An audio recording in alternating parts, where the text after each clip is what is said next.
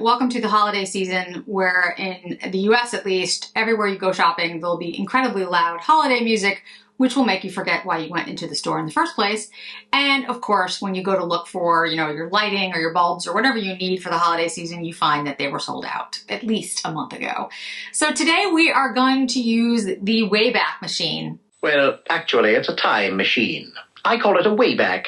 We just set it, turn it on, open the door, and there we are. Or were, really. And talk about the holiday collections from Chanel for the last 5 years, including this year's.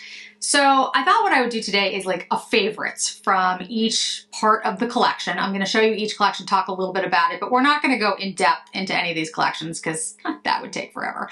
But I am going to show you what I put on my face from each collection so you can kind of see how these actually all work really well together and what my favorites are. So first, let's just go through the overview. I have 2020, 2021, 2022, 2023, and 2024. So we've got 5 years of collections. And I have to say, I don't really have one favorite collection. I think each collection has its own, merits in it. There's things in it that I like. But I will say that this year's collection is the most unique in the sense that the colors are very different than all of the other years. So in 2020, we had the single shadows, and the shadow that I have on today, one of my favorites is Cuir. I can't even do it. It means leather. Cuir brand. As close as I can get, guys. And this is the shade, and I'll show you in just a second, that I have on my eyes. And you can see me putting this on in the crease. This brown is a really great brown. It has sort of a almost greenish tinge to it. It's absolutely fantastic. And of this collection, there were 4 eyeshadows, single eyeshadows, 4 lipsticks, and the blush. This is the Shane's blush. It is one of my favorite. I have it on today. This is one of my favorite blushes that Chanel has ever done. They call it a illuminating blush powder. So it's different than the illuminating powder or just the blush. It's a illuminating blush powder. And you can see as I put it on my cheeks, it's a little deep for me, but if I put it on lightly and I put it over something else also, it works beautifully. It's one of my favorites. And if you own this, make sure you take it out and use it because I don't use it enough, to be very honest with you. It's absolutely stunning. And then what I have on top of my lip color, which we'll get to in a minute, is one of the 4 lipsticks. And this is in Beige. It's a Rouge Allure called a Pop Top lipstick, which they haven't actually done as many of lately. And it's this like very gold colored lipstick. And it doesn't really work by itself on me. This is the shade here. Ignore that. This is the shade here. But putting it over another shade that I find to be like a little bit deep, which is what I did today, works perfectly. So that was the 2020 collection. The 2021 collection was the number 5 palette. And so the colors are, again, different in the sense that the year before you had the brune and there was like a gold in the single shadows. So, you have the black and the whites, but still there was, whites and creams in the single shadows as well. And instead of a brown, you have a black. So it's not that different. What was different about it, of course, was this was the, I think, 100th anniversary. So you had the special embossing, which is now gone off of this palette. And I actually really like this one. I think it's a beautiful palette, but there's only so much you can do with it because the white shades are white sparkly shades. The gold is very sparkly. And then the black is the only deep shade in there. But I, again, really like the palette and I think it's beautiful, but it's not so incredibly different. This is the illuminating fluid, and you can still get the illuminating fluid. I've used it a couple times on video, but not in this shade. This is Aura Ivory, which is the first thing I put on my face today, and you'll see that in a second. This fluid, this illuminating fluid, is one of my favorite products that Chanel does. It's just a beautiful illuminating primer. You can put it on the skin and it works well on pretty much everybody. This one is a little bit more of that gold ivory. I think it's a really nice accent underneath. I don't use it all over my face, as you can see in the video. I put it kind of on where I would put, a highlighter. on my face, but I think it looks really nice underneath. And then there was 3 lipsticks. I only actually have one of them. And again, they were Rouge Allure, which are the Pop Tops. This is 191, which is actually one of my favorite shades. This is like, it's got the number 5 on the top of it, which makes it unique. And it was shade Rouge Brûlante, which I think is a really pretty shade. And then there were 2 Eye Laques, the gold and almost the blackish color. And I have the gold on the inner corner of my eye here. You can see me putting it on. It's a really gorgeous gold and actually is really nice as an accent. You can use it all over the eye, but it's a little much if you do that. But again, quite beautiful. And then we get into 2022. 2022 had the oversized highlighters. And I took the Or Rose today and put it on first. It is a beautiful highlighter. The Rose has a little bit more of the pink to it, and the Cuir Doré is very deep. I'll show you that one in a second. It has, it's just too deep for me. It probably would work on medium. Yeah, I'd say medium to deep skin tones as a highlighter, and it looks really nice on the eye. But for me, it's a little much. Again, though, a highlighter this big, I don't know. That's when Chanel really started getting into that, and I'm not exactly sure what that's about. But anyway, you know, it is what it is. And then we have the Ombres de Lunes Eyeshadow, and I took 2 shades from this compact and put it on the eye, and I'll show you that in a second. But this is a beautiful gold toned eyeshadow, and it was actually, I think, like a really pretty gold, warm brown kind of look that Chanel did that year that I think actually worked really well with the year before. 2021 and 2022, I think, you know, blended well together. But they came out with one of their worst products ever in that collection, which was the eye gloss, which I still have. I still have the eye gloss. There it is in its plastic because I'm never going to use it. There's just no point in using it on your eyes. If you want to use it on your lips, that I could see, but on your eyes, this is just a terrible, terrible product. I actually thought I had gotten rid of it, but apparently I didn't. Let's take a little bit of the gold shade. Just put it on the lips here. Yeah, it's pretty on the lips. But as an eye product, just absolutely not. It just, you know, especially if you have more mature eyelids or, you know, heavy eyelids, droopy eyelids, that's just a disaster. I mean, let's just, you're asking for trouble. And then a couple of stray lipsticks came out with that collection as well, and I have one of them on today. This is the number 827 Brune Lumiere, which is actually one of my favorite shades. I really should use this color more. It's a beautiful shade. I used the Or Gold over it because I wanted you to see how, you know, that would lighten up a look. But that lipstick is really pretty brownish red that I think works for a lot of people, and I really like that collection. One of my favorite lipsticks is the Astrays, and I just don't use them that often. When I did my lipstick video, I didn't mention them, and the reason I didn't mention them is they're a lot of money for a very tiny lipstick, similar to the Tom Ford stiletto lipsticks. I generally don't recommend those because, like I said, it's a tremendous amount of money for something that's very, very small, but I still really, really like them and personally use them quite a bit. And talking about favorites, I just want to mention, these are my new IDYL earrings, and I'll make sure I do a close-up of these. These I absolutely love. I think these might be my new favorites. I saw a star wearing these. Who was it? Might have been Eva Longoria. I'm not sure who it was, but I saw somebody, and so I was like, I have to get these. IDYL was kind enough to send me these, and I really like them for 2 reasons. One, you get this little bar under the ear, which I just think is really cute, and the little dangles. But 2, because I have I'm short. I'm not very tall. I'm 5 feet tall. So my neck isn't particularly long. And a lot of times with dangle earrings, they go too far and they hit my clothes, which just you know, it's annoying. It gets in the way, but these are like the perfect length. They're long, but not too long. So for me, they're elegant. I just really love these.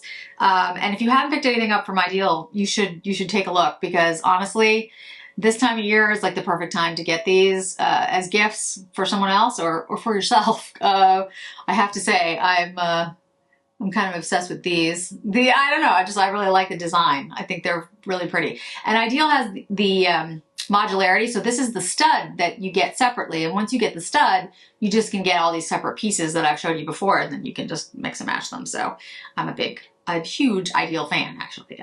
Really love their pieces. Speaking about IDYL, I just wanted to show you this really cute little jewelry box where I keep all my pieces. Here's the pieces I'm wearing in the video.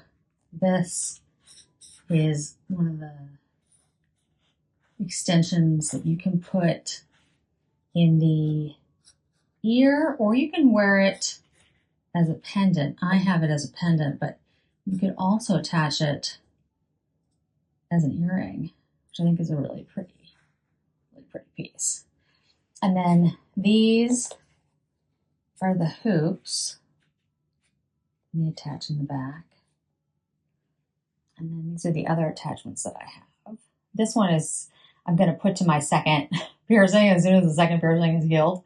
Not healed quite yet. The little dangles, and here are the studs. You can see they're just so pretty. And the box, the jewelry box, comes like this. It's got places that you can put your necklaces and the little pouch. Isn't that cute? I have another one that is like a travel one as well, but this jewelry box I really like, and I think it comes as a gift if you spend a certain amount. But I keep all my IDYL pieces in here. I can't wait to add to it. All right, so let's get into 23 and 24. So 23rd, the 2023 collection, may be at top of mind, or you might have forgotten about it. It had a couple of things that I really loved, and then some stuff that I didn't. So the eyeshadow palette was one of my favorites, actually, that Chanel has done. It's not like a new color story, but I really thought the formula in here was outstanding.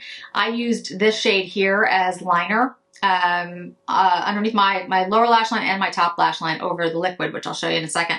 And I just thought this was a beautiful look. Again, it looks like other looks from Chanel. I'm not gonna lie, but I really liked the formula in there, and I thought you could do a lot of different looks with it because there's different shades. And then the Illuminating Powder Duo, I have this on top of my other blush and highlighters today. And the thing about this one, and this was kind of like the jazz collection, like the 1920s kind of thing. And it's beautiful. It looks really pretty, but it's super sparkly. And no matter what you do, it's super sparkly. And so that's what you see right here. I just put it just pounced it in. If you're somebody who likes a really sparkly highlighter, then it's great. If you don't, you know, it's not that great to wear. That's the problem with that. And then there was with Laque lip colors that I got with this collection, Golden Beige and Fancy Prune.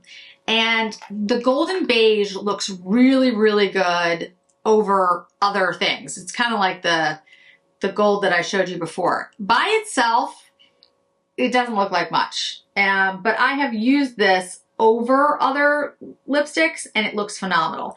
And because it kind of dries down like a liquid lip, but it's not super drying, this is a really excellent product that I really enjoy. So if you still have it in your collection, pull it out, put it over some other lipsticks. There was also some Estrays that came out. I only have the purple, right? Roaring Purple? Yeah, Roaring Purple, which again is a very deep shade, but with the gold over it looks phenomenal. But by itself, it's pretty purple. So if you like a really deep purple shade, and you pick that up, again, I like the Estrays. I think they're great, but it's a lot of money to pay for a very little amount of lipstick, so I don't.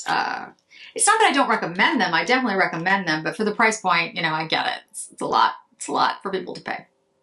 And then, of course, it brings us to 2024, where we have the oversized Diamond Dust highlighter, which I put on top of the eye, just as kind of patted it in. I still think this is sparkly. I know once you get through the top layer, there's less sparkle, but I still think it's sparkle. I gotta tell you guys, you know, I've heard many people are like, oh, once you get through the top, it's not as sparkly. I still get sparkle. So it's kind of like the Illuminating Powder Duo from last year. It's just, you know. And then we have the Enchanted Night. This is the eyeshadow and blush palette. And I have to say, compared to all the other collections that we just went through, you can see how different this one is than all of the others. I would have loved this a lot more if they had either made just blush out of this or made it into eyeshadows and like changed those two colors into something a little bit different. But again, I get the fact that they were trying to be different and unique from the other collections they've done, and they definitely achieved that. I think the look on me when it's done is actually really nice, and I think looks really good on me, but I'm still not going to say that it's my favorite collection because those colors just aren't what I gravitate towards, even if it did look nice. And there were two liquid liners, the Prune Mysterio, which I love, and then this one, which is Brune Faux, which I thought would look really good with the gold and the Brune, Cuir Brune shadow, plus the gold shades that I put on my eye, and I think it looks great. The liquid shadows from Chanel are actually really good. They're easy to use. They have a very thin tip, so you can just sort of draw them on if you are somebody that's not great with liquid liner. I would say the Chanel ones are really easy to use. And then we had the different eyeshadows, some Estrays, and then we had the crystal pink lip, which is I still absolutely love. I think it's fantastic. But the Estrays, we had Rouge Spectral and Orange Polaire, and there's others, but I think those are the two I picked up. We have Milky Way, which is the longer liquid eyeshadow, and then we have Crystal Pink, which again, I put on my lips. I'll make sure, or I'll try to make sure that all of the videos that have these collections are linked as we go through this, but I'll be honest, I might forget. It's possible. So let's do Milky Way just really quickly compared to the one in the 2021 collection, which was Or Noir. Oh yeah, definitely different. The one from 2021 is more of a silvery gray and charcoal almost with sparkle in it. And this one's more of a black.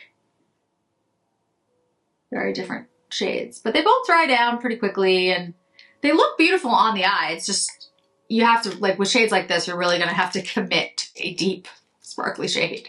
I tend to put those down and then put something over it. And it really does keep your eyeshadow on. So, you know, what does this all mean? Like, it's kind of cool to go back and look through all the collections and see, you know, how they all work together. But I think you can get a pretty cohesive look pulling something different from every single collection. Again, I don't necessarily have a favorite, but I will say that I am more likely to favor the earlier collections, the 21, 20 collections. I love those single eyeshadows that they did. I thought they were great. And that Shane's collection in general was like one of my favorites. The illuminators and even these eye shades I think are really beautiful for the eye. The newer collection, 2023 and 2024, although I loved the eyeshadows from last year, this year, I thought they looked beautiful. They're not as like traditionally Chanel to me in some ways, and the highlighters have just been too sparkly the last two seasons. Again, just my take, but I think that, you know, they've just been a little too sparkly for what I like.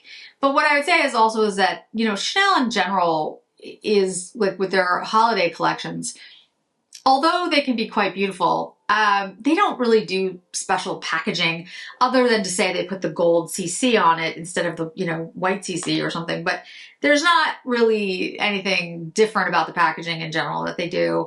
And I think overall, you know, they all have this sort of golden silver kind of thing that they do every holiday. And this year, 2024, I will give them that they, you know, branched out.